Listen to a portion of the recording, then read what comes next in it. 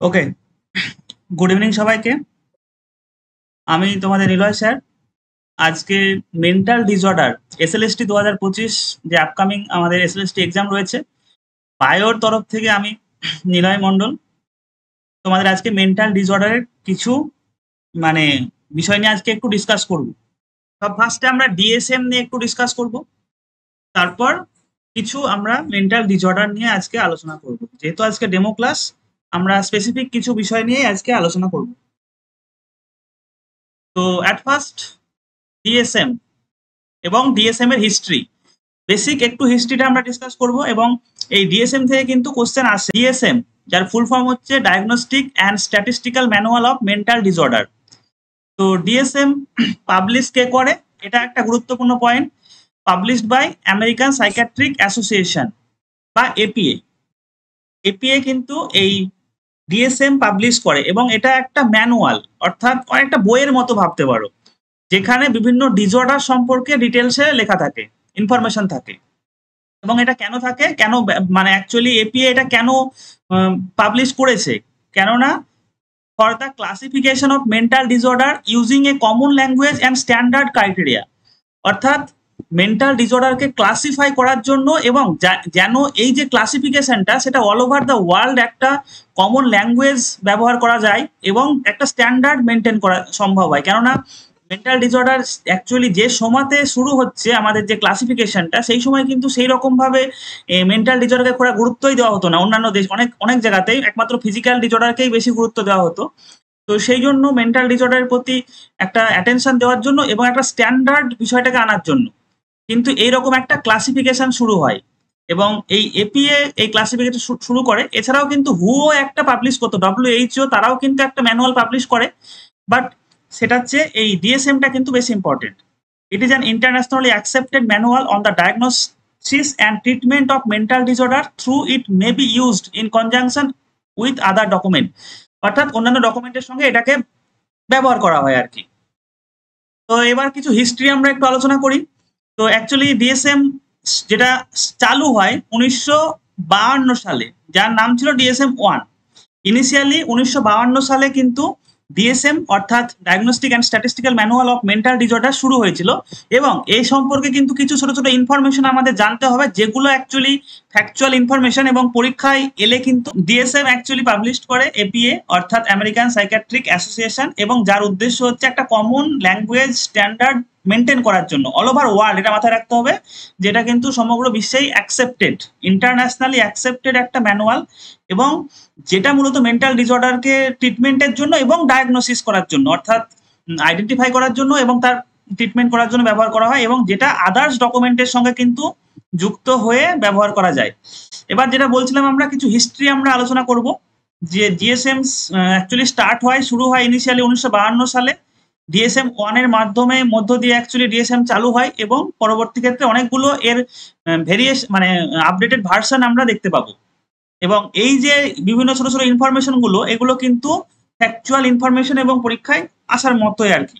তো যখন এটা শুরু হয়, বেসিক কয়েকটা জিনিস আমাদের জানতে হবে। যেমন হচ্ছে, প্রথম লিস্টে অ্যাকচুয়ালি 106টা মেন্টাল ডিসঅর্ডার ছিল। যে ইনিশিয়ালি যখন স্টার্ট হয় 106টা মেন্টাল ডিসঅর্ডার সেখানে ছিল। এবং এই ম্যানুয়ালটার পেজ সংখ্যা, আমি আবার বলছি, ম্যানুয়াল মানে বেসিক্যালি একটা বই ভাবতে পারো বা একটা ম্যাগাজিন টাইপের। তো এই ম্যানুয়ালটা ছিল 130 পেজের এবং 106টা সেখানে মেন্টাল আমাদের ডিসঅর্ডার ছিল। এবং ডিএসএম 1 কে মেনলি 3 টাইপ অফ সিমটমকে 3 ভাগে ভাগ করা হয়েছিল: সাইকোটিক, নিউরোটিক এবং বিহেভিয়ারাল। এটা একটা ইম্পর্টেন্ট ইনফরমেশন যে ডিএসএম 1 তোমার 3টে ভাগে ভাগ করা হয়েছে। মানে ডিএসএম 1 এর যে সিমটমস গুলো আমরা দেখতে পেয়েছিলাম, মানে ছিল সেই সময়, psychotic, neurotic and behavioural. The form includes information like a patient area of residence, admission status, discharge date, condition, and severity of disorder. তো বেসিক্যালি একটা ইনফরমেশন সেখানে ফর্ম থাকতো, মানে পেশেন্টদের মানে ফর্ম দেওয়া হতো। তো সেখানে কিছু থাকতো, যেমন হচ্ছে পেশেন্টের রেসিডেন্ট অর্থাৎ তার এলাকা, মানে বসবাসের তার মানে বাড়ি কোথায়, অ্যাডমিশনে কেমন কি স্ট্যাটাস, কবে ডিসচার্জ করা হয়েছিল, এরকম টাইপের কিছু ইনফরমেশন সেখানে থাকতো। আর একটা খুব ইম্পর্টেন্ট, যে এখানে কিন্তু emphasize reaction rather than disease. অর্থাৎ ডাইরেক্টলি কিন্তু ডিজিজ এই টার্মটা ব্যবহার করা হতো না, বা অ্যাকচুয়ালি ডিজিজ এই বিষয়টাকে গুরুত্ব না, মানে জোর না দিয়ে জোর দেওয়া হতো রিয়াকশন টার্মটার উপর। যেমন ফর এক্সাম্পল অ্যাংজাইটি রিয়াকশন, আমরা তো অ্যাংজাইটি জানি দুশ্চিন্তা করা, অ্যাংজাইটি মানে যেটা প্রয়োজন নেই সেমন দুশ্চিন্তা করা, তো সেই অ্যাংজাইটি ডিজিজ না বলে সেখানে রিয়াকশন এই টার্মটা কিন্তু সেখানে ব্যবহার করা হতো। এটা হচ্ছে ডিএসএম 1।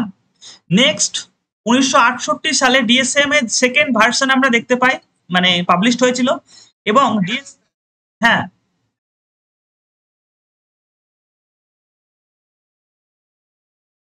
1968, হ্যাঁ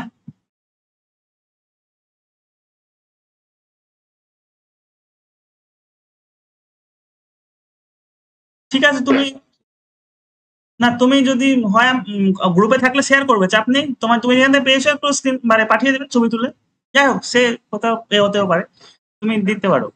যাই হোক, তো ডিএসএম 1 2 হচ্ছে তোমার অনেকটা সিমিলারই ছিল, বাট এখানে 182টা ডিসঅর্ডার লিস্ট হয়েছিল, অর্থাৎ আগে 106টা ছিল, পরে ওটা বেড়ে 182টা হয় এবং 134 পেজ লং। এবং পরবর্তী যেটা ইম্পর্টেন্ট ক্যারেক্টারিস্টিক, যে টার্ম রিয়াকশনটা কিন্তু ড্রপ হয়েছিল, অর্থাৎ রিয়াকশনটা আর ব্যবহার করা হতো না। অ্যাংজাইটি রিয়াকশন বা রিয়াকশন যে ব্যাপারটা ছিল সেটা ড্রপ হয়েছিল এবং নিউরেসিসটা কিন্তু রিটেন হয়েছিল, অর্থাৎ নিউরেসিস নিয়ে একটা সেই সময় কনফিউশন তৈরি হয়েছিল যে নিউরেসিস টার্মটা রাখবো কি রাখবো না, কিন্তু পরবর্তীকালে নিউরেসিস টার্মটা রেখেছিল। যাই হোক, এবার আসি আমরা ডিএসএম 3। ডিএসএম 3 হচ্ছে 1980 সালে আপডেট হয় বা সেই পাবলিশড হয় 1980 সালে। এবং এখানে একটা গুরুত্বপূর্ণ বিষয় যে চেয়ারম্যান হিসাবে নিযুক্ত হয়েছিল রবার্ট স্পিটজার। আগের দুটো ক্ষেত্রে কিন্তু সেই রকম ভাবে কোনো চেয়ারম্যানের উল্লেখ ছিল না, বাট পরবর্তী ক্ষেত্রে রবার্ট স্পিটজার একজন বিখ্যাত ব্যক্তি মানে মেন্টাল ডিসঅর্ডারের ক্ষেত্রে, এবং তাকে কিন্তু অ্যাজ এ চেয়ারম্যান মানে ঘোষণা করা হয়। এবং এক্ষেত্রে আর কি কি বৈশিষ্ট্য ছিল, 265টা আমাদের এখানে ডায়াগনস্টিক করা মানে ডিসঅর্ডারের কথা বলা হয়েছিল বা মেন্টাল ডিসঅর্ডার, এবং তার পেজ নাম্বার ছিল 494। আরেকটা ইম্পর্টেন্ট বিষয় যে এখান থেকে কিন্তু আলটিমেটলি মাল্টি অ্যাক্সিয়াল সিস্টেম শুরু হয় ডিএসএম 3 থেকে। ডিএসএম 3 থেকে এবার মাল্টি অ্যাক্সিয়াল সিস্টেম শুরু হচ্ছে। মাল্টি অ্যাক্সিয়াল মানে কি, অনেকগুলো অ্যাক্সিসে ভাগ করা, অ্যাক্সিস 1 অ্যাক্সিস 2 এরকম ভাবে আর কি ভাগ করা হয়েছিল। এই অ্যাক্সিসের ভাগগুলো আমরা ডিএসএম 4 গিয়ে ডিসকাস করব। তো যাই হোক, এই ডিএসএম 3 থেকে কিন্তু অ্যাক্সিয়াল সিস্টেমটা শুরু হয়। এবার ডিএসএম 3 আর অর্থাৎ রিভাইজড। তো এবার এই ডিএসএম 3 একটা ছোট্ট রিভাইজ হয়েছিল 1987 সালে, এবং তোমার 292টা এখানে ডিজিজ ডায়াগনোসিস ছিল এবং 567টা পেজ মানে ছিল, মানে পেজের আর কি এটা। এবার আসি ডিএসএম 4। ডিএসএম 4টা কিন্তু ইম্পর্টেন্ট, 1994 সালে আমাদের আপডেট হয় বা পাবলিশড হয় ডিএসএম 4। এবং ডিএসএম 4 410টা এখানে ডিসঅর্ডার ছিল এবং 886 পেজের ছিল। আর এই ডিএসএম 4 এর ক্ষেত্রে যে চেয়ারম্যান হয় সেটা হচ্ছে অ্যালেন ফ্রান্সিস। অ্যালেন ফ্রান্সিস কিন্তু এর চেয়ারম্যান হিসেবে নিযুক্ত ছিল। তো ডিএসএম 4 এ কিন্তু আমাদের এখানে 5টা অ্যাক্সিস ছিল, মাল্টি অ্যাক্সিয়াল যে সিস্টেম, 5টা অ্যাক্সিয়াল সিস্টেম এখানে চালু হয়, মানে চালু করা হয়, মানে ডিএসএম 4 এ নয়, বেসিক্যালি ডিএসএম 3 থেকেই চালু হয়, বাট ডিএসএম 4 এ সেটাকে আর কি বেশি মানে পপুলারাইজ করা হয়েছিল। তো এবার দেখো যে প্রথম যে অ্যাক্সিস, আবার বলছি এখানে 5টা কিন্তু অ্যাক্সিস আছে, এটা Axis 1 Axis 2 Axis 3 Axis 4 Axis 5। তো প্রথম অ্যাক্সিসে ছিল ক্লিনিক্যাল ডিসঅর্ডার, অর্থাৎ or any mental condition outside Axis 2। এখানে ক্লিনিক্যাল ডিসঅর্ডার যে বিষয়গুলো যেগুলোকে চিকিৎসা করতে হয়, এরকম টাইপের ক্লিনিক্যাল মানে চিকিৎসা বলতে গেলে আমাদের ক্লিনিক্যাল মানে চিকিৎসা টাইপের আর কি, সেইগুলোর জন্য অ্যাক্সিস 1 এ সেই টাইপের রোগের বিষয় ছিল, যদিও প্রত্যেকটার কিন্তু আলাদা আলাদা ডিসঅর্ডার আছে ক্লাসিফাই, এগুলো জাস্ট একটা টাইটেল, বুঝতে পারলে। এর আন্ডারে কিন্তু অনেকগুলো ডিজিজ আছে, অ্যাক্সেস 2 এর আন্ডারে অনেকগুলো ডিজিজ আছে। তো এবার অ্যাক্সেস 2 যেটা খুব ইম্পর্টেন্ট, অ্যাক্সেস 2 হচ্ছে personality disorder. What was referred to DSM edition prior to DSM 5 as mental retardation, মানে ডিএসএম 5 এর পূর্বে কিন্তু মেন্টাল রিটার্ডেশন এই টার্মটা ইউজ হতো। যাই হোক, তো পার্সোনালিটি ডিসঅর্ডার অ্যাকচুয়ালি ছিল কোথায়, অ্যাক্সিস 2 তে।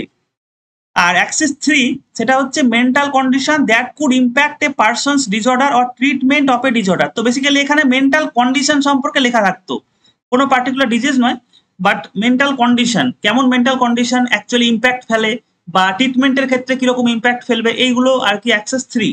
অ্যাক্সেস 4 হচ্ছে সাইকোসোশ্যাল এবং environmental factor that affecting the person.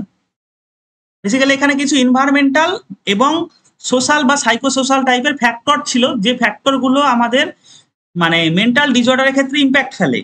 আর লাস্টে হচ্ছে আমাদের একটা স্কেল ছিল, 5 নম্বরে হচ্ছে গ্লোবাল অ্যাসেসমেন্ট ফাংশনিং স্কেল, যেখানে 0 থেকে 100 অব্দি একটা নিউমেরিক্যাল স্কোর থাকে। সেই স্কোর দেওয়ার ভিত্তিতে একজন ব্যক্তির তার কেমন পার্সোনালিটি, তার পার্সোনালিটি ডিসঅর্ডার মানে পার্সোনালিটি না, মেন্টাল ডিসঅর্ডারের যে কন্ডিশন, সেই কন্ডিশনটাকে আমরা মেজার করতে পারি। যে 100, কেউ যদি 100 পায় তার মানে হচ্ছে তার মেন্টাল কন্ডিশন ভালো আছে, নর্মাল। আর যদি 0 পায় তার মানে তার মেন্টাল কন্ডিশন খারাপ। তো এই ভিত্তিতে একটা স্কোর আছে 0 থেকে 100, এই রেঞ্জের মধ্যে একটা স্কোর মানে দেওয়া হতো। তো সেটা হচ্ছে মেজার করার জন্য। নেক্সট হচ্ছে DSM-4 এরই একটা টেক্সট রিভিশন বেরিয়েছিল 2000 সালে। পরবর্তী যে আপডেট হয় টেক্সট রিভিশন, টিআর অর্থাৎ টেক্সট রিভিশন DSM-4, সেইটা পাবলিশ হয় 2000 সালে। এবং the diagnostic category were unchanged as they were diagnostic criteria for all but 9 diagnosis, মানে সবই সেম ছিল, 9টা ডায়াগনোসিসের ক্ষেত্রে একটু চেঞ্জ হয়েছিল। এবার আসে DSM-5, যেটা আমাদের 2013 সালে আপডেট হয় DSM-5।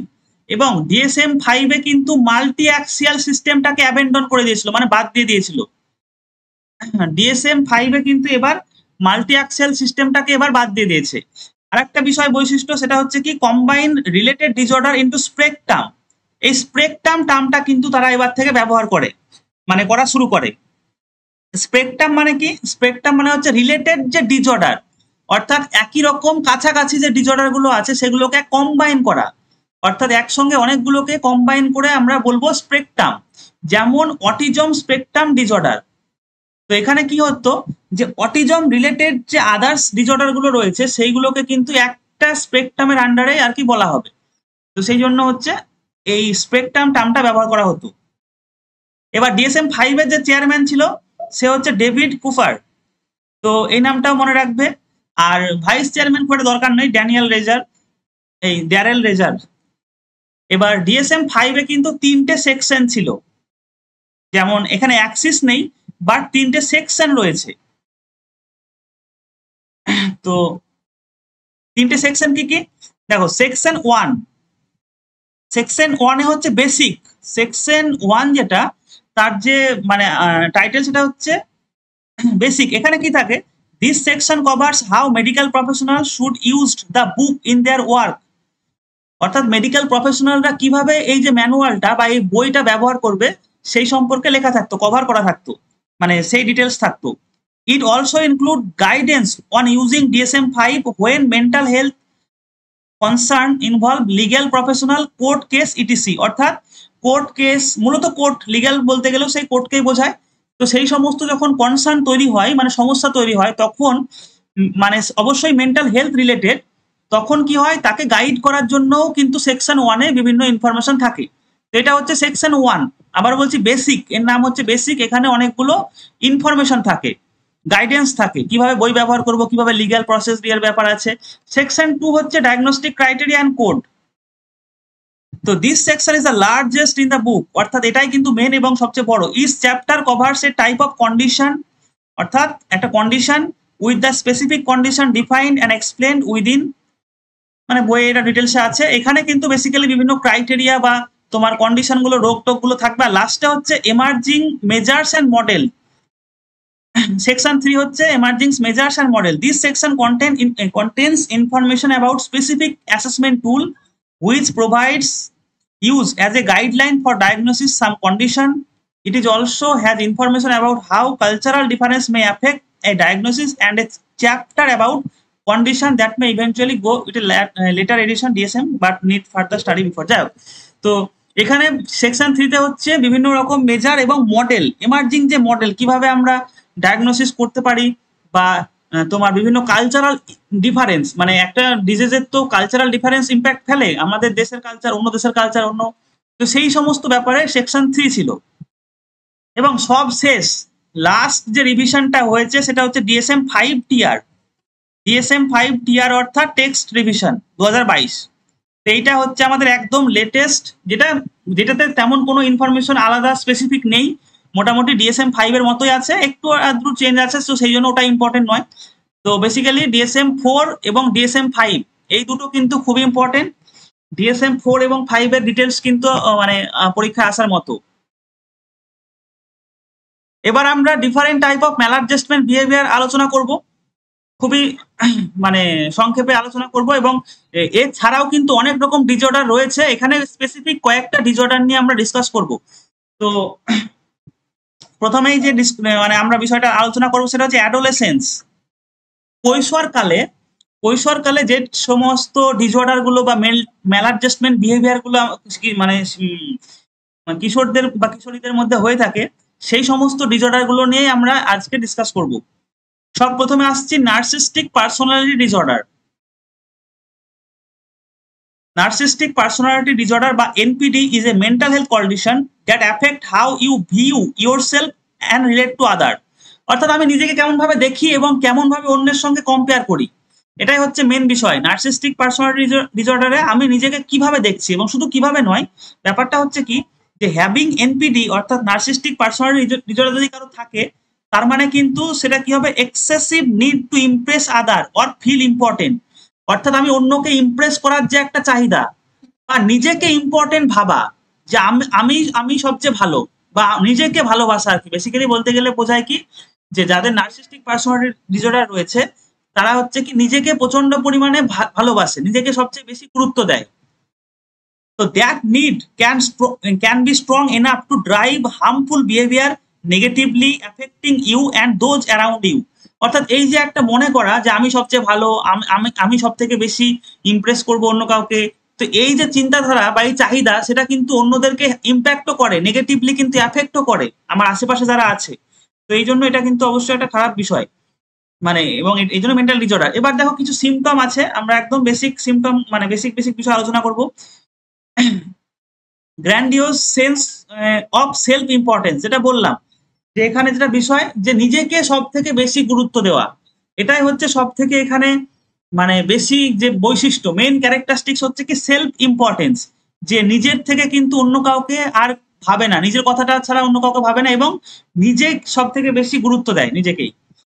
Frequent fantasy about having or deserving, অর্থাৎ ফ্যান্টাসি দিবা স্বপ্ন, মানে যার কোনো বাস্তব অস্তিত্ব নেই কিন্তু সেই রকম একটা ফ্যান্টাসি রয়েছে। কিরকম ফ্যান্টাসি, যেমন সাকসেস, মনে করে যে আমি সবচেয়ে ভালো সাকসেস পাবো বা পেয়ে গেছি, নিজের একটা বিরাট পাওয়ার আছে এরকম ভাবে, বা নিজেকে বুদ্ধিমান বা সুন্দরী বা সুন্দর।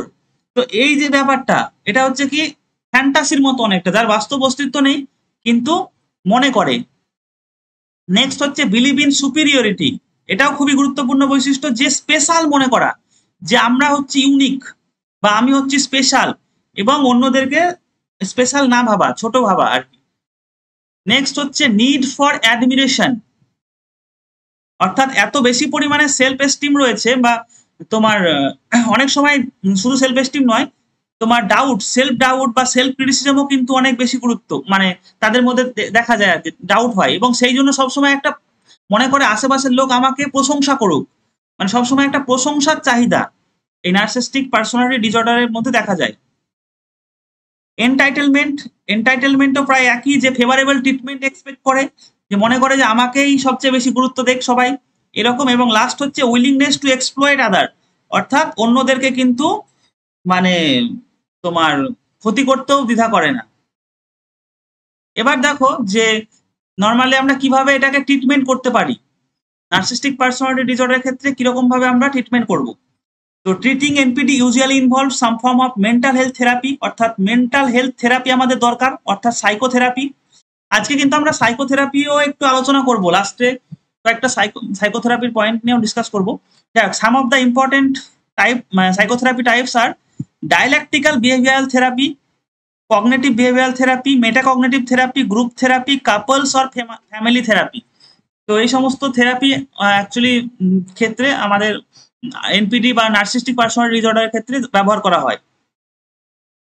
নেক্সট হচ্ছে অ্যান্টি সোশ্যাল পার্সোনালিটি ডিসঅর্ডার, এটা খুবই সোজা এবং নাম শুনেই আমরা বুঝতে পারছি যে অ্যান্টি সোশ্যাল, সমাজের যে বিরুদ্ধে গিয়ে কিছু করা সেটা হচ্ছে অ্যান্টি সোশ্যাল।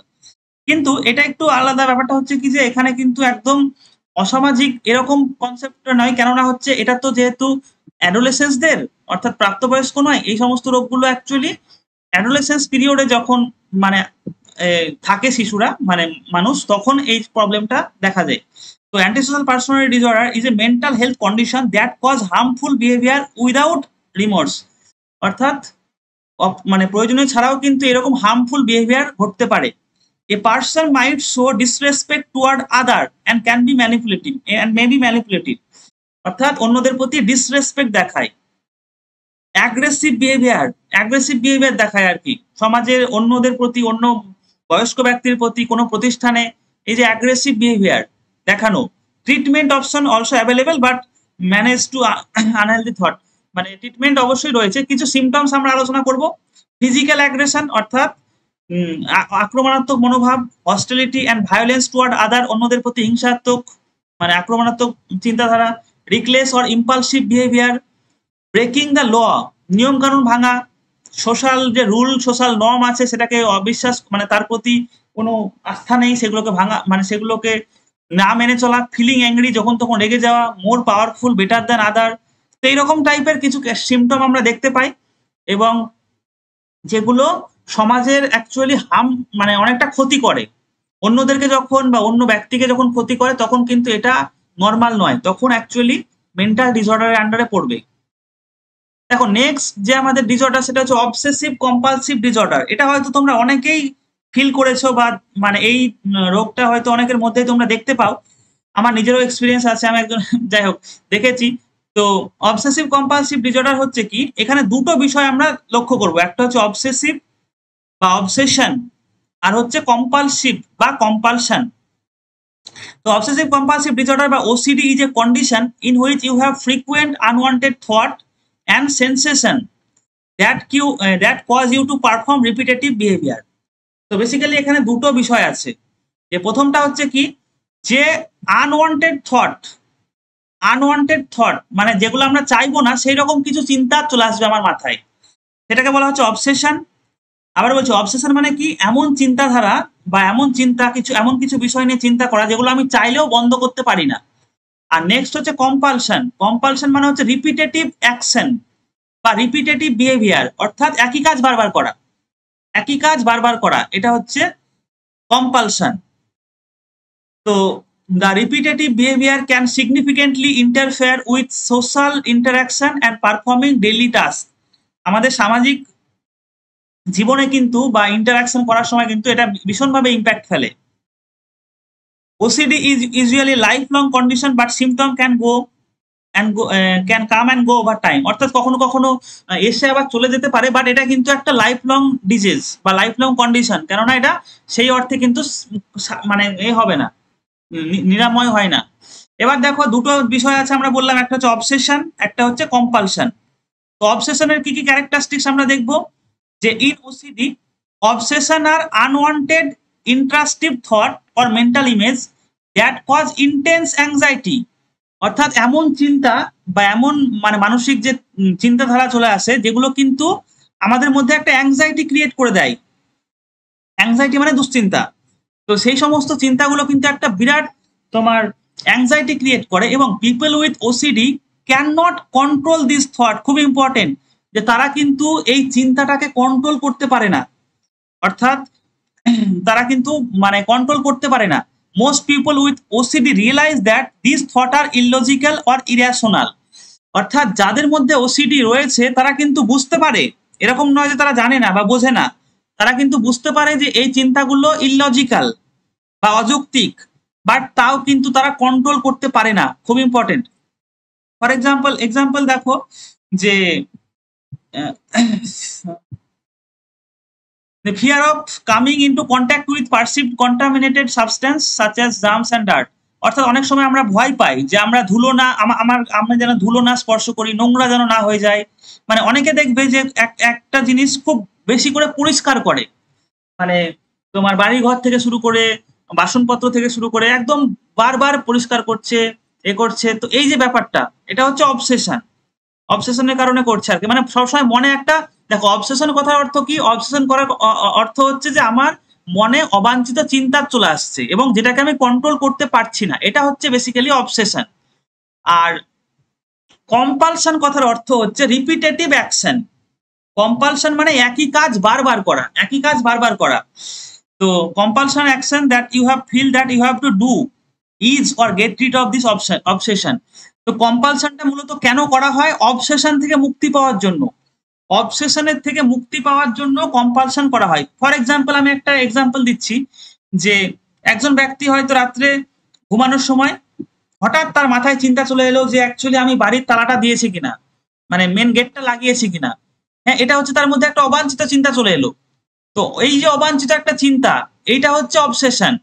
এবং তারপরে কি করবে, সে কিন্তু তার ফলে একটা কাজ করবে, সেটা হচ্ছে আবার গিয়ে দরজাটা চেক করা, মানে চেক করে দেখছে যে আদৌ আমি দিয়েছি কিনা। অর্থাৎ এটা হচ্ছে রিপিটেটিভ অ্যাকশন, অর্থাৎ একবার সে অলরেডি দিয়ে এসছে, দরজাটা দিয়ে এসছে, তাও কিন্তু আবার সে বাড়ির দরজা লাগানোর জন্য উঠছে, অর্থাৎ বারবার সে কিন্তু একই কাজ করছে। এটা হচ্ছে কম্পালশন। তো প্রথমে ক্রিয়েট হয় অবসেশন মানে অ্যাংজাইটি, আর সেই অ্যাংজাইটি থেকে মুক্তি পাওয়ার জন্য কিন্তু কম্পালশন সৃষ্টি হয়। তো এই হলো বেসিক্যালি ওসিডি। এখানে কিছু সোজা সোজা ওসিডির এক্সাম্পল আছে, যেমন বারবার কোনো চান করা, স্নান করা বা হাত পরিষ্কার করা, হাতটা ধোয়া, এরকম টাইপের যে রোগগুলো বা এক্সাম্পল গুলো, সেগুলো হচ্ছে ওসিডি। এবার ওসিডির কি কারণে হয়ে থাকে আমি খুব একটা ডিটেলসে বলছি না, একদম মেন মেন পয়েন্ট গুলো বলছি। ওসিডি অনেক কারণে হতে পারে। তো জিন বা জেনেটিক্স একটা কিন্তু গুরুত্বপূর্ণ ফ্যাক্টর, অর্থাৎ যাদের বংশগত এই রোগটা রয়েছে তাদের কিন্তু মানে একটা আসার চান্স থাকে, একটা রিস্ক থাকে যে রিলেটিভদের মধ্যে কিন্তু এই ওসিডি আসতেই পারে। ব্রেন চেঞ্জেস, অর্থাৎ মানে ব্রেনের ফাংশনের কারণেও কিন্তু হয়ে থাকে, অর্থাৎ ফ্রন্টাল কনটেক্সট বা সাবকর্টিয়াল স্ট্রাকচারের যে প্রবলেম, সেই সমস্ত মানে ব্রেনের এর কারণে, এবং ব্রেনের কারণে যে বিভিন্ন টাইপের যেমন রোগ হয়ে থাকে, যেমন হচ্ছে পার্কিনসন ডিজিজ বা টর্টরি সিনড্রোম, এপিলেপসি। তো এই সমস্ত ডিজিজগুলোর কারণে কিন্তু অনেক সময় ওসিডি ক্রিয়েট হয়। প্যান্ডা সিনড্রোম বলে একটা সিনড্রোম আছে, প্যান্ডাস সিনড্রোম। প্যান্ডাস একটা মানে অ্যাক্রোনিম যার অর্থ হচ্ছে প্যাডিয়াট্রিক autoimmune neuropsychiatric disorder associated with streptococcal infection. যাই হোক, তো এই প্যান্ডাস সিমটম রয়েছে, এবং চাইল্ডহুড ট্রমা, অনেক সময় চাইল্ডহুড ট্রমার কারণেও এই ওসিডি হতে পারে। নেক্সট হচ্ছে কি যে ওসিপিডি। এবার আমরা আলোচনা করব ওসিপিডি, অবসেসিভ কম্পালসিভ পার্সোনালিটি ডিসঅর্ডার। দেখো অনেকটা কাছাকাছি নামটা মনে হলেও দুটো কিন্তু আলাদা বিষয়। ওসিডি ওসিপিডি কিন্তু সম্পূর্ণ আলাদা।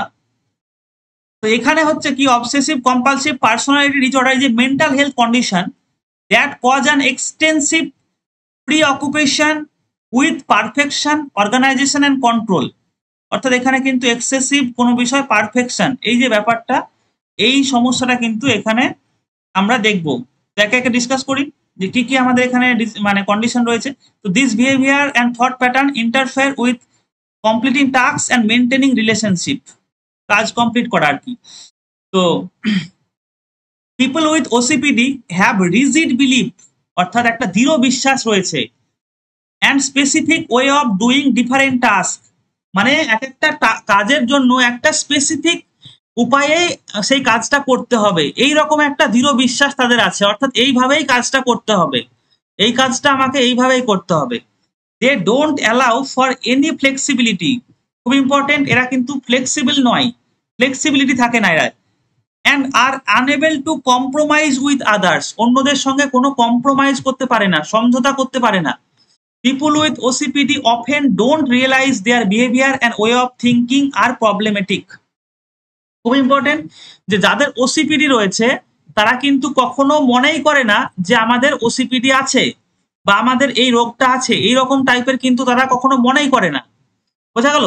কিন্তু ওসিডিতে কিন্তু তারা নিজেরা বুঝতে পারতো যে অবসেসিভ কম্পালসিভ ডিসঅর্ডার ওসিডি সেই যে ডিজিজ, সেখানে কিন্তু যারা অ্যাকচুয়ালি পেশেন্ট তারা কিন্তু বুঝতে পারতো যে আমার এই প্রবলেমটা রয়েছে।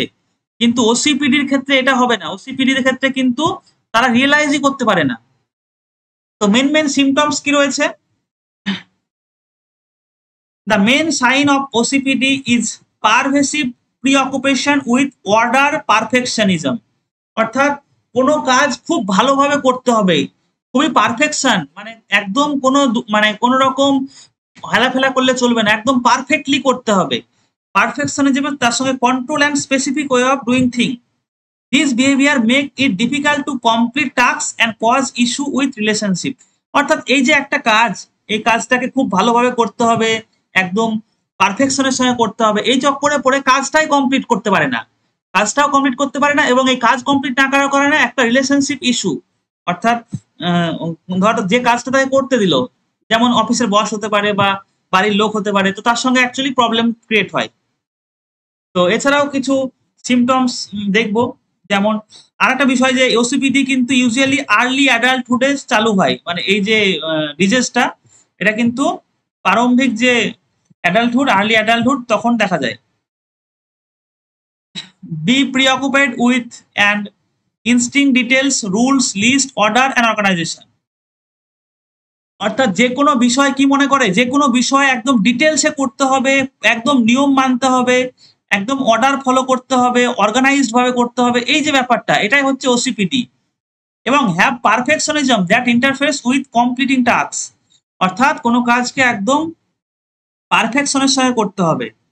এছাড়া আরো বৈশিষ্ট্য আছে, যেমন হচ্ছে excessive devotion to work and productivity, অর্থাৎ কাজের প্রতি অত্যাধিক ভালোবাসা বা অত্যাধিক একদম ডিভোশন রয়েছে। This result in neglecting hobbies, spending less time with loved ones, কারোর সঙ্গে ঠিকঠাক সময় স্পেন্ড করতে পারে না।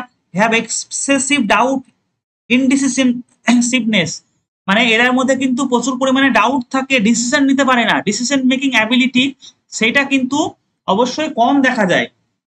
Use extreme caution to avoid what they perceive to be failure, তো মানে ভুল হয়ে যাওয়া বা ফেল করার ভয়ে কিন্তু অনেক কাজ করতে চায় না আর কি, অ্যাভয়েড করে আর কি। অবশ্যই রিজিড হবে, দৃঢ় in their believe and way of doing things, be unwilling to compromise করে না, এই সমস্ত হচ্ছে বৈশিষ্ট্য। এবার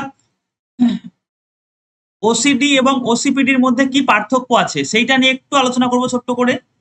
যে OCD is an anxiety disorder in which you have frequent unwanted and intrusive thought that you cause to perform repetitive behavior. Example of compulsion include flipping the light switch a certain number of times and repeatedly with washing your hand. তো ওসিডিতে হচ্ছে কি, যে যেটা আমরা বললাম যে unwanted thought আসে, চিন্তাধারা, এবং যার ফলে একটা রিপিটেটিভ কাজ হয়। People with OCPD usually aware of that condition is causing their behaviour and accept, অর্থাৎ এরা মনে করে যে আমাদের এটা একটা মেন্টাল হেলথের প্রবলেম, এই জন্য প্রফেশনাল হেল্পের সাহায্য নেয়। কিন্তু ওসিপিডিতে কিন্তু এদের মধ্যে মানে সেলফ অ্যাওয়ারনেস থাকে না আর কি, এটা হচ্ছে মেন পার্থক্য। আর আরো তো এমনি বেসিক পার্থক্য আছেই। তাছাড়া আরেকটা যেটা আমি এখানে বলতে চাইলাম সেটা হচ্ছে এখানে কিন্তু সচেতন থাকে না, যারা পেশেন্ট তারা কিন্তু মনে করে না বা তারা সেই রকম সচেতন নয় যে আমার কোনো প্রবলেম আছে, এই প্রবলেম নিয়ে কিন্তু সচেতন নয়। এবার হচ্ছে সাবস্ট্যান্স ইউজ ডিসঅর্ডার, এটা খুব একটা ডিটেলসে যাব না, একদমই সোজা বিষয়। এবং সাবস্ট্যান্স ইউজ ডিসঅর্ডার বলতে গেলে কি বোঝায়, মূলত হচ্ছে মাদক দ্রব্য সেবন। তো substance use disorder is a problematic pattern of substance use that affect your health and wellbeing, আমাদের স্বাস্থ্য তারপরে সুস্থতা সেগুলোতে অ্যাফেক্ট করে। Some of the common substance include alcohol, opioids, তারপরে মারিজুয়ানা, যাই হোক। It can range from mild to severe addiction. SUD is a treatable mental condition, help is available when you are ready.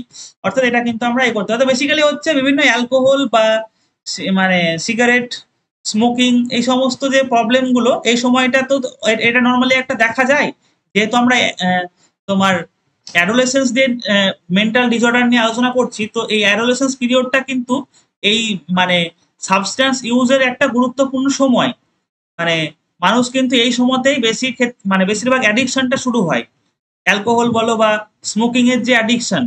তো সেই কারণে মানে এই একটা ট্রিটমেন্টের ব্যাপারগুলো আমাদের জানা উচিত, মানে যেহেতু তাদের এটা একটা ট্রিটমেন্ট করলে সেরে যায় আর কি। দেখো নেক্সট আসছে somatic symptom disorder. Somatic symptom disorder is characterized by an extreme focus on physical symptom.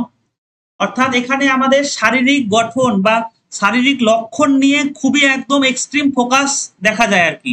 মানে যাদের মধ্যে এই প্রবলেমটা দেখা যায় তারা কিন্তু অত্যাধিক তাদের শরীর নিয়ে সচেতন। Such as pain or fatigue that cause a major emotional distress and problems functioning. অর্থাৎ এগুলো কিন্তু একটা ইমোশনাল ডিস্ট্রেসও ক্রিয়েট করে এবং যাই হোক প্রবলেম দেখা যায়। You may or may not have another disease, diagnosis disease, mental condition associated with this symptom, but your reaction to the symptom is not normal. অর্থাৎ এখানে কি হয়, এখানে হচ্ছে কি যে আমার ছোট্ট কোনো একটা লক্ষণ দেখা গেল, সেইটাকে আমি একদম বিরাট কিছু ভেবে নিচ্ছি, মানে আমার বিরাট প্রবলেম হবে, মানে বিশেষ করে রোগ নিয়ে। আমি আরো ডিটেলসে আসছি, দেখো you often think the worst about your symptom. অর্থাৎ ধরো আমার কোনো একটা ছোট্ট ফুসকড়ি হলো, তাহলে আমি একদম সব থেকে ক্ষতিকর কি হতে পারে সেইটা ভেবে নিচ্ছি।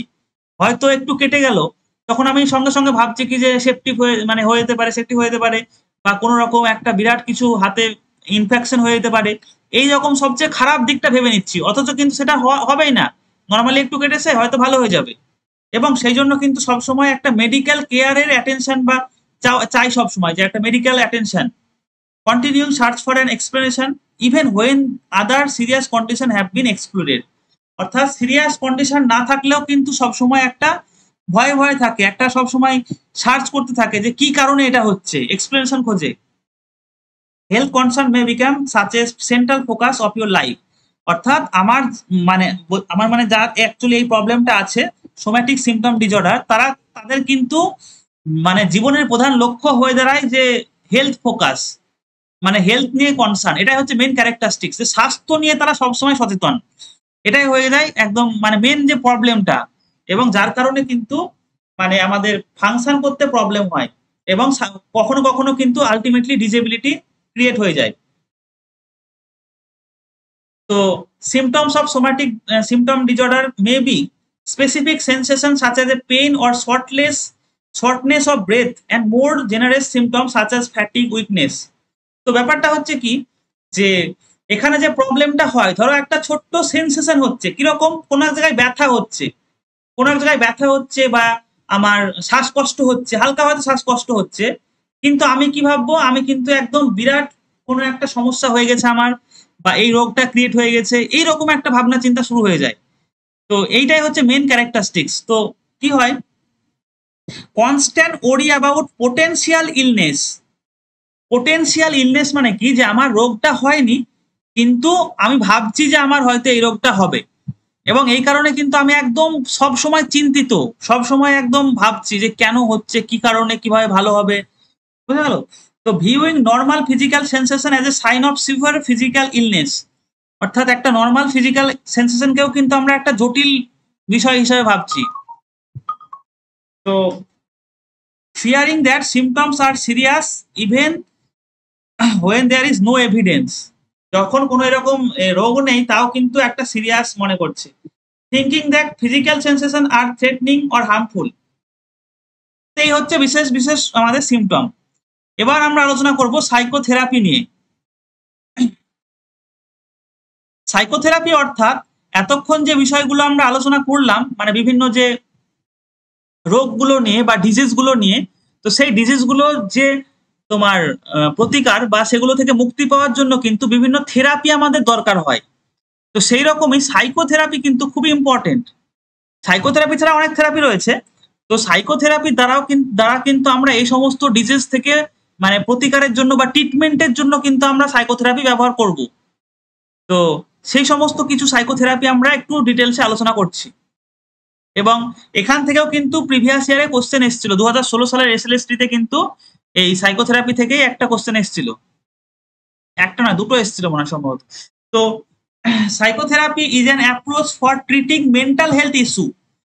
অর্থাৎ মেন্টাল হেলথ ইস্যুকে আমরা ট্রিটমেন্ট করার জন্য সাইকোথেরাপি ব্যবহার করব by talking with a psychologist, psychiatrist or another mental health provider.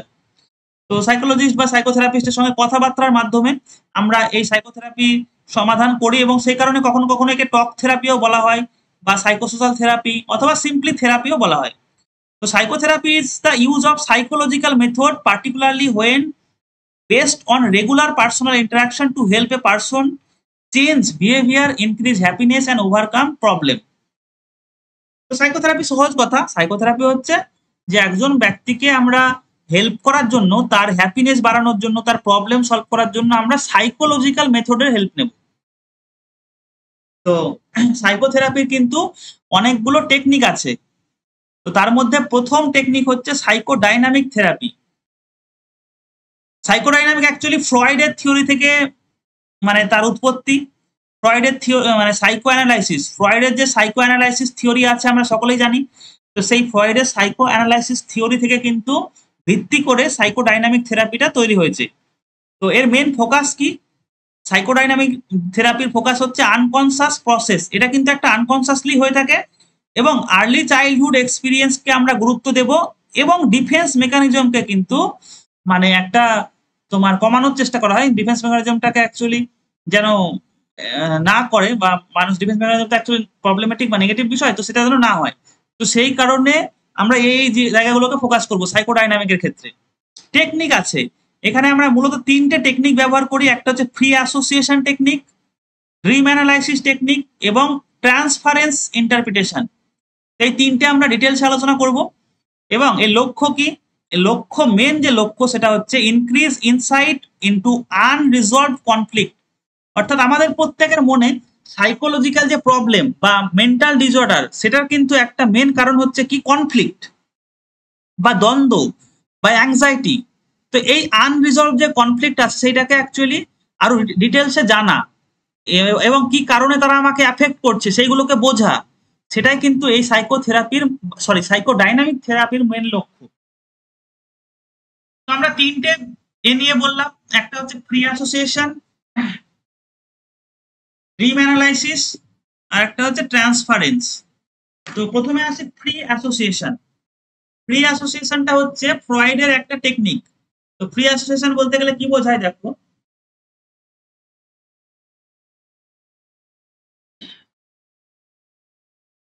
Free association হচ্ছে এমন একটা টেকনিক যেখানে যে ক্লায়েন্ট থাকে, ক্লায়েন্ট মানে হচ্ছে পেশেন্ট। তো সেই পেশেন্ট অ্যাকচুয়ালি কি হয়, পেশেন্টকে আমরা এনকারেজ করি, পেশেন্টকে আমরা উৎসাহিত করি যে তোমরা তোমার মনে যা আসছে, তোমার মনে যা আসছে তুমি সেটাকেই বলো। সেটা যত ইলজিক্যাল হোক, যত এম্বারেসিং হোক বা যত ট্রিভাইভাল হোক, যত খারাপই হোক না কেন, তোমার মনে যা আসছে তুমি তাই বলো। সেই কারণে এটার নাম হচ্ছে ফ্রি অ্যাসোসিয়েশন। Free association. তো ফ্রি অ্যাসোসিয়েশনে কি করা হয় আবারও বলছি, ফ্রি অ্যাসোসিয়েশনে আমাদের যে মেন্টাল হেলথ পার্সন, অর্থাৎ সাইকোলজিস্ট বা সাইকিয়াট্রিস্ট বা থেরাপিস্ট, তো সেই থেরাপিস্ট তার যে ক্লায়েন্ট বা তার যে রোগী আছে তাকে কি বলে? তাকে বলে তোমার মনে যা আসছে, যা ভাবছো তুমি সেগুলোই বলো। তো এর উদ্দেশ্য কি? Two bypass conscious censorship or filtering of thought. অর্থাৎ অনেক সময় আমরা তো মানে সব কথা বলতে পারি না, তো সেইগুলো যেন বাইপাস হয়, মানে আমরা বলতে পারি।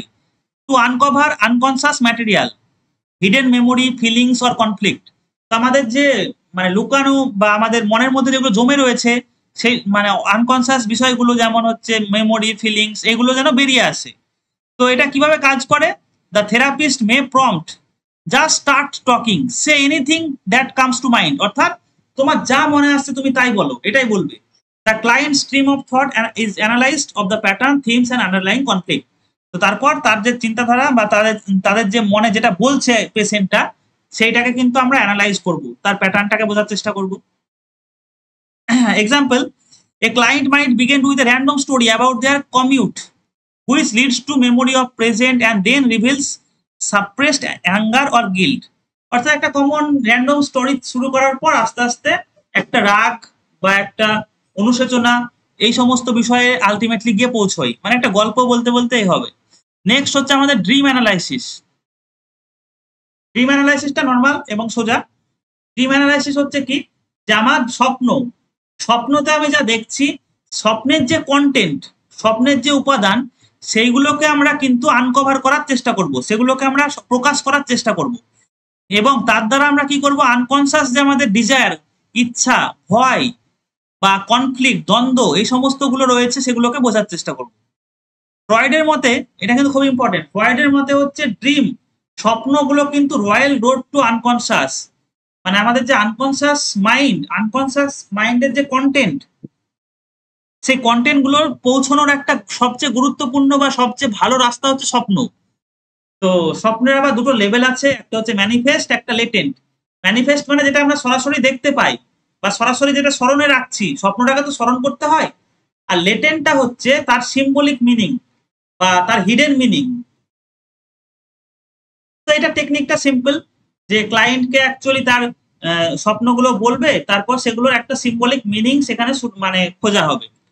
যাই হোক, নেক্সট হচ্ছে আমাদের ট্রান্সফারেন্স ইন্টারপ্রিটেশন। অভিক্ষেপণ। ট্রান্সফারেন্সে কি হয়? Transference is when a client project feelings, desire, expectation from the past relationship on to therapist. খুব ইম্পর্টেন্ট। এখানে কি হবে, আমার যে পেশেন্ট, সেই পেশেন্টটা অ্যাকচুয়ালি কি করবে, থেরাপিস্টকে তার যে পাস্ট মানে ঘটনা, সেইগুলোকে অ্যাকচুয়ালি থেরাপিস্টের উপর প্রয়োগ করবে। ফর এক্সাম্পল, ধরো আমি আমার টিচারকে কিছু বলতে পারি না, আমার টিচারের উপর আমার একটা রাগ আছে, তো সেই রাগটাকে তো আমি টিচারের উপরে প্রকাশ করতে পারবো না। তখন থেরাপিস্ট কি বলবে, যে তোমার যে সমস্যা বা রাগ, সেটা তুমি আমাকে অ্যাজ এ টিচার মনে করো, তারপর তুমি কি বলবে তুমি বলো। বোঝা গেল? এখানে এটাই হচ্ছে কি প্রজেকশন, যে অ্যাকচুয়ালি তোমার তার ফিলিংসটা তো অ্যাকচুয়ালি তোমার যার প্রতি প্রবলেম তাকে তো পারছে না বলতে, সেই কারণে ওটা একটা জমে থাকছে তার সমস্যাটা। তো সেই সমস্যাটার যে প্রবলেমটা, সেটা কিন্তু আলটিমেটলি থেরাপিস্টের উপর দিয়ে অ্যাপ্লাই করছে। থেরাপিস্টকে কিন্তু মানে তার যে শুধু প্রবলেমটা বলছে না, মানে তার উপর রাগটা তুলছে আর কি। তার অ্যাকচুয়ালি সেই প্রবলেমটা হলে থেরাপিস্টের উপর দিয়ে মানে হচ্ছে আর কি। লক্ষ্য কি?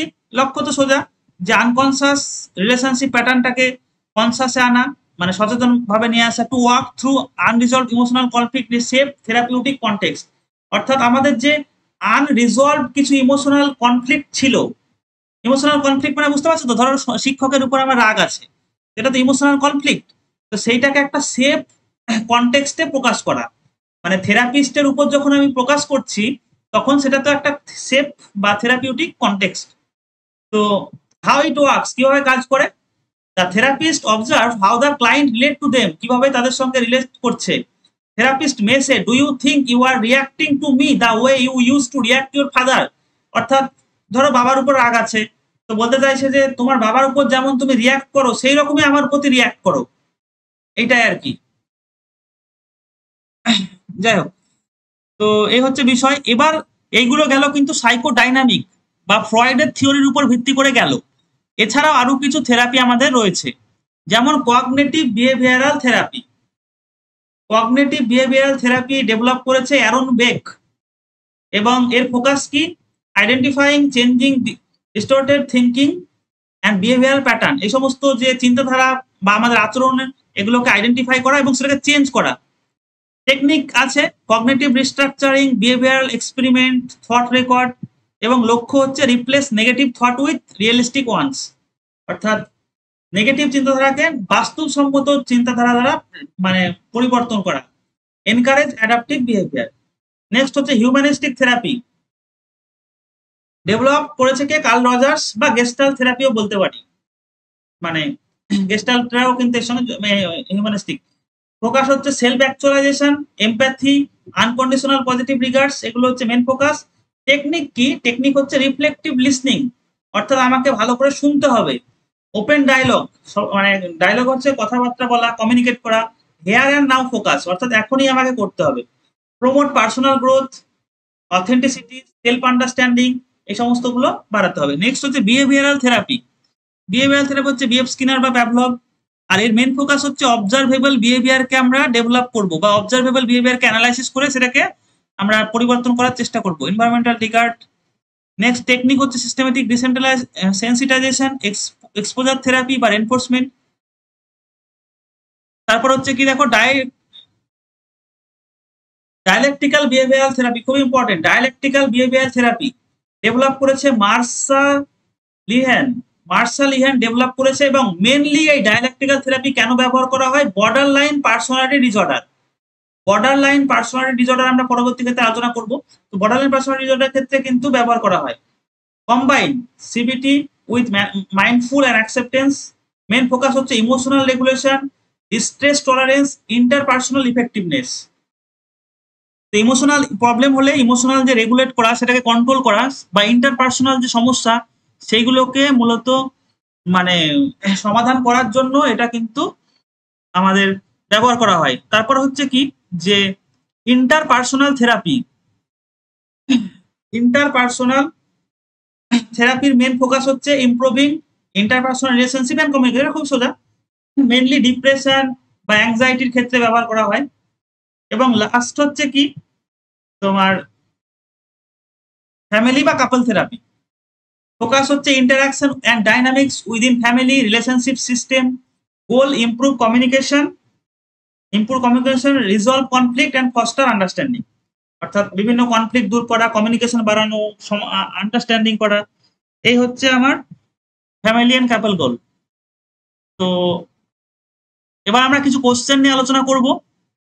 আশা করি পারবে, একদম যেগুলো আলোচনা করেছি সেখান থেকেই আর কি কোশ্চেন রয়েছে।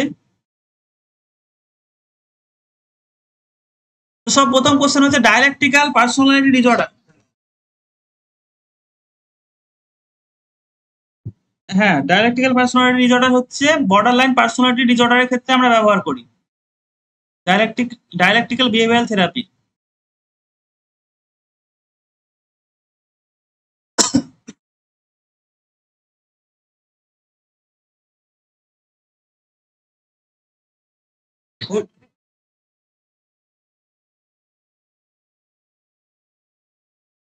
Border line personality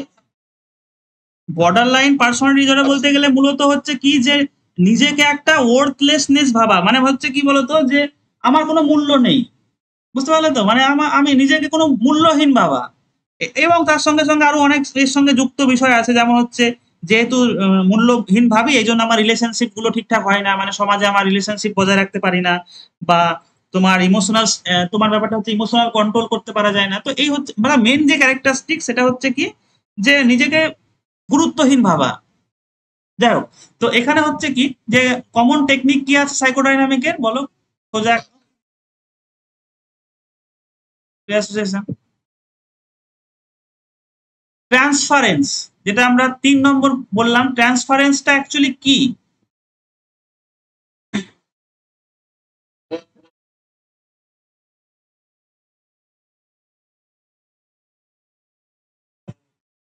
option B, অর্থাৎ patient shifting feelings about important people on to therapist. অর্থাৎ আমার যে তো আমার যে চিন্তা বা আমার ফিলিংস, সেই ফিলিংস গুলো আমি থেরাপিস্টের উপর অ্যাপ্লাই করব, এটাই হচ্ছে transference. A common criticism of psychodynamic therapy. Psychodynamic থেরাপির কমন একটা সমালোচনা রয়েছে, কি সমালোচনা?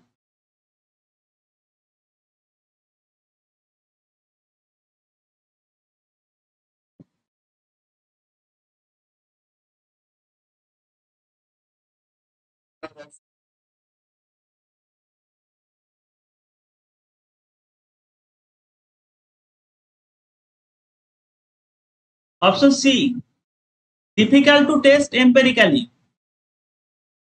দেখো, সাইকোডাইনামিক থেরাপি মানে কি? সাইকোডাইনামিক থেরাপি মানে হচ্ছে আমাদের যে আনকনসাস থট আছে, আমাদের মধ্যে যে আনকনসাস থট আছে সেইটাকে ব্যবহার করে আমাদের প্রবলেম গুলোকে সলভ করা। তো সেইটা কিন্তু এম্পেরিক্যালি মানে কি? এম্পেরিক্যালি মানে হচ্ছে বাস্তবসম্মত এক্সাম্পল, মানে বাস্তব। সাইন্টিফিক তো বটেই, এম্পেরিক্যালি মানে হচ্ছে পরীক্ষামূলকভাবে একদম প্র্যাকটিক্যালি একদম তোমার কি বলবো, যার তুমি দিতে পারবে, সেটা হচ্ছে এম্পেরিক্যালি। কিন্তু ওটা সম্ভব নয়, বুঝছো? সাইকোডাইনামিকটা কিন্তু এম্পেরিক্যালি কখনোই টেস্ট করতে পারবে না। তো সেই জন্য সি, এটা হচ্ছে ক্রিটিসিজম। ওসিডির মেন ক্যারেক্টারিস্টিক্স কি? খুবই সোজা, একটু পরে ফোন করছি, পড়াচ্ছে, বলো। Intrusive thought and repetitive behaviour. Okay, option B. ওসিডির ক্ষেত্রে আমরা কমন ট্রিটমেন্ট কি ব্যবহার করি? যদিও এটা আমরা এক্স্যাক্টলি আলোচনা করিনি, তাও বলো।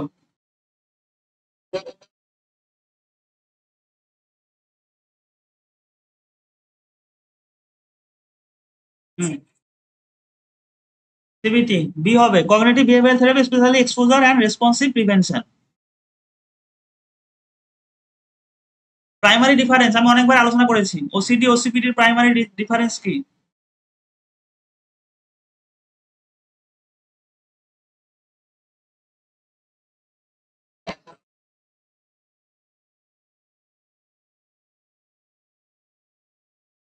Option B.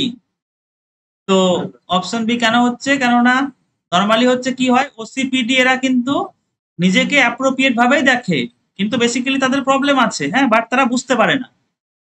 তো সেই জন্য অপশন বি হবে।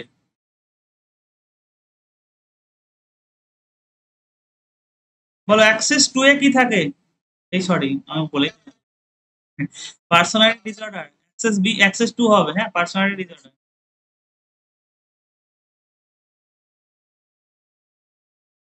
Which of the following was used in DSM-4 but removed in DSM-5?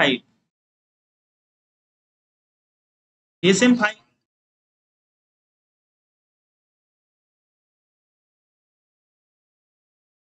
কোনটা 4 ছিল বাট 5 বাদ দেওয়া হয়েছিল? Multi axial system, multi axial system কিন্তু এটা বাদ দেওয়া হয়েছিল, এটা কিন্তু ছিল না।